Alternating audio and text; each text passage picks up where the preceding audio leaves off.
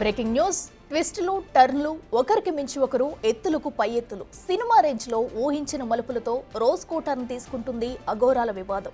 మహిళా అఘోరి తనకు రాజేష్ నాథ్ అఘోర వివాదం మరో మలుపు తిరిగింది. ఈ వివాదంలోకి మరో 2 పాత్రలు ఎంటర్ అయ్యాయి. హిందూ ఐక్య పోరాట వేదిక నేత అనిల్ బెహారాపై అఘోరి సంచలన ఆరోపణలు చేస్తుంది. రాజేష్ నాథ్ అఘోరాకు ఈ అనిల్ బినామీ అని చెబుతుంది. తనకు అసభ్యకరంగా వీడియో కాల్స్ చేస్తున్నాడంటూ నల్లపాడు పిఎస్ లో కంప్లైంట్ చేసింది.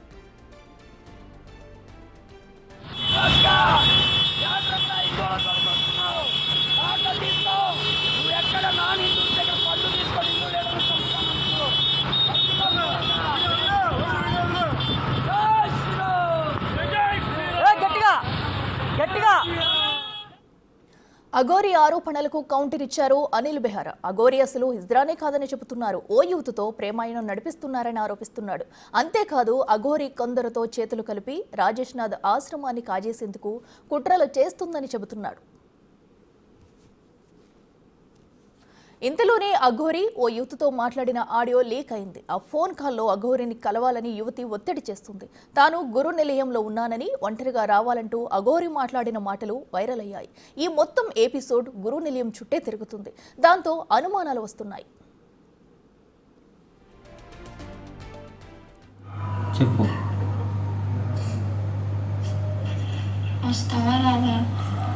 దేనికి? ఎక్కడున్నావు? వస్తున్నా. చెప్పు, ఎక్కడున్నావు? లొకేషన్ పెడతాను, రా.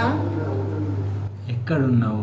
ఇంత కోసుకొని నన్ను రావద్దన్నారు. నేను ఓకేనా? నాకు నిజంగా సీరియస్గా చెప్తుంది. నేను చూడాలనిపిస్తుంది. నాకు నిజంగా బెంగగా ఉంది.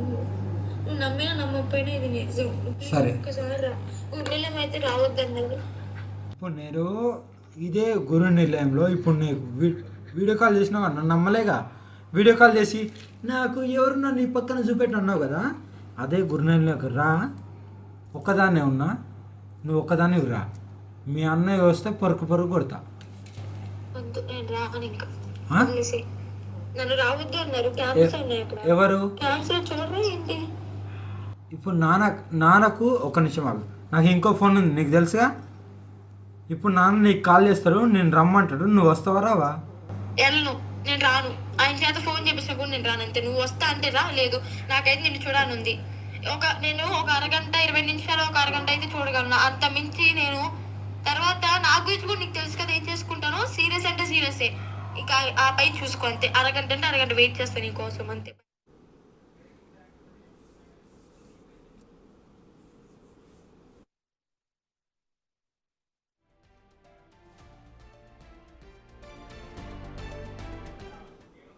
ఇదే అంశానికి సంబంధించి మరింత సమాచారం మా ప్రతినిధి సాయి శంకర్ అందిస్తారు. సాయి శంకర్, చెప్పండి. మనం చూస్తున్నాం, అటు అఘోరి అయితే యువతికి కాల్ చేసి కూడా మాట్లాడడం, ఆడియో కూడా వింటున్నాము. దీని పట్ల అయితే అనిల్ బెహారా కూడా ఒకరిపై ఒకరు పలు విమర్శలు కూడా చేసుకున్నది చూస్తున్నాం. అసలు ఈ మొత్తం ఎపిసోడ్లో ఏం జరిగింది? పూర్తి డీటెయిల్స్ ఏంటి?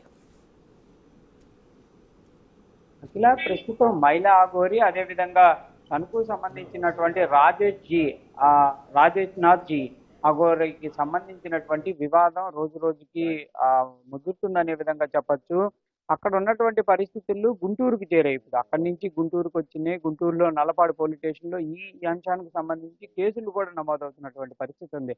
అసలు ఏంటి ఈ అఘోరాలు, ఏంటి ఈ ఆరోపణలు, ఏంటి అసలు ఏం జరుగుతుంది? మహిళా అఘోరి ఇంకో మహిళా అఘోరితో మాట్లాడుతున్నటువంటి వీడియో కాల్ కూడా బయటికి రావటం, అందులో కొంత మనం కూడా గమనిస్తే ఒక ప్రేమాయణం కానీ, లేకపోతే వాళ్ళిద్దరి మధ్య అసలు ఏం సంబంధం, ఇద్దరు మహిళలు మాట్లాడుకునేటటువంటి వివాదం మాటల్లాగా లేనటువంటి పరిస్థితి. ఇదంతా ఏంటి అనేది మనతో మాట్లాడడానికి అనిల్ బెహారా ఉన్నారు. ఏంటి అసలు ఏం జరుగుతుంది? మీ మీద ఎందుకు కేసు నమోదైంది?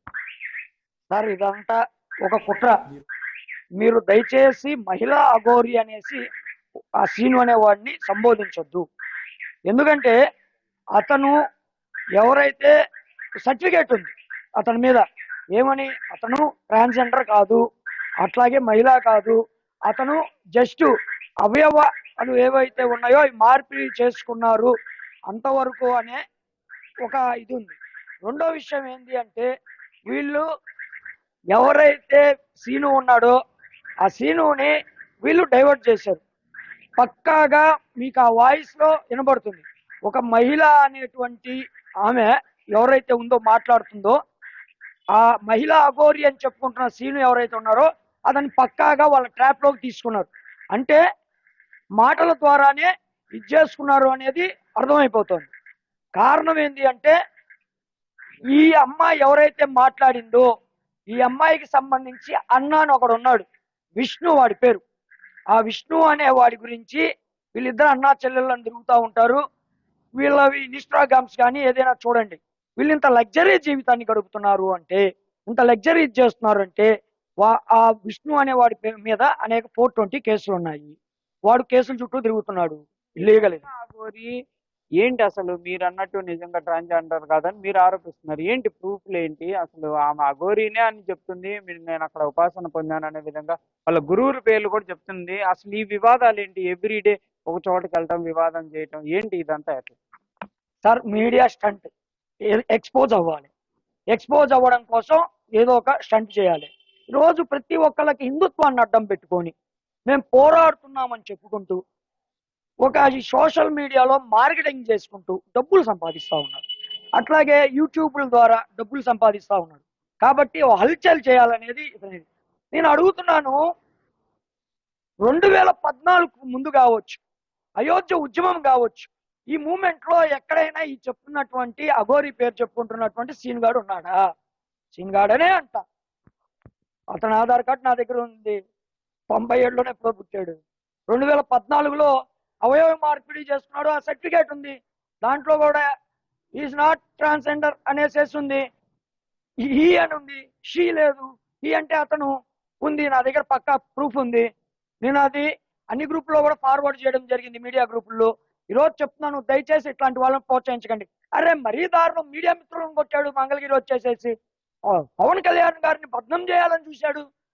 ఏంటంటే ఎంతసేపుడికి హడావుడి చేయాలి, ఎక్స్పోజ్ అవ్వాలి అని చూస్తున్నారు. కానీ ఇందులో అర్థం కానటువంటి మిస్టరీ ఏమిటి అంటే, వీడు ఇంత హల్చల్ చేస్తున్నా, పోలీసులని ఏ కొడుకులు ఆ కొడుకులని ఇష్టం వచ్చేట్టు తిడుతున్నా, పోలీసుల మీద దాడులు చేస్తున్నా, హిందూ సంఘాల మీద దాడులు చేస్తున్నా, ఇతన్ని ఎందుకు అరెస్ట్ చేయట్లేదు? ఇది $1 మిలియన్ క్వశ్చన్.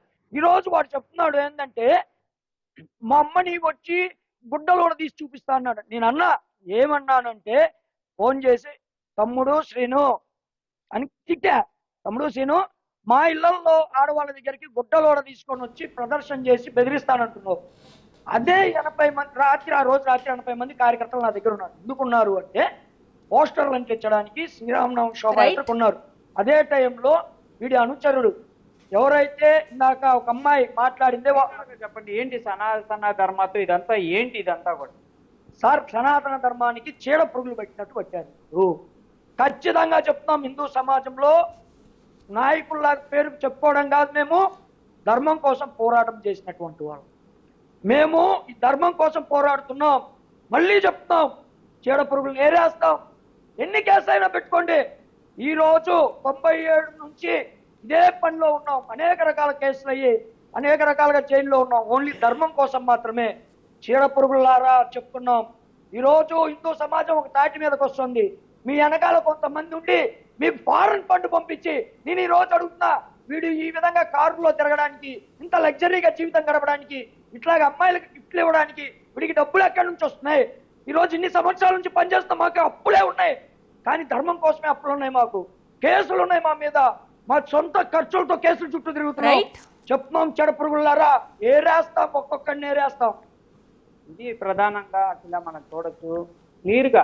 ఈ అంశంలో అయితే ఈ సనాతన ధర్మం అనేటటువంటి ఒక అంశం వెలుగులోకి రావడం, దీనిని అనేక మంది కూడా ఒక రకంగా చెప్పాలంటే ఎట్టుపోతుందో తెలియనటువంటి పరిస్థితులు ఉన్నాయనే విధంగా హిందూ సంఘాలు కూడా ఆరోపిస్తున్నాయి. చూడాలి మరి ఈ మహిళా అఘోరికి సంబంధించినటువంటి వచ్చినటువంటి సర్టిఫికేట్లు కానీ, వాయిస్లు కానీ, ఇవన్నీ ఏ విధంగా ముందుకు వెళ్తాయనేది కూడా చూడాల్సినటువంటి పరిస్థితి అయితే కనిపిస్తుంది. Okay, right Sai.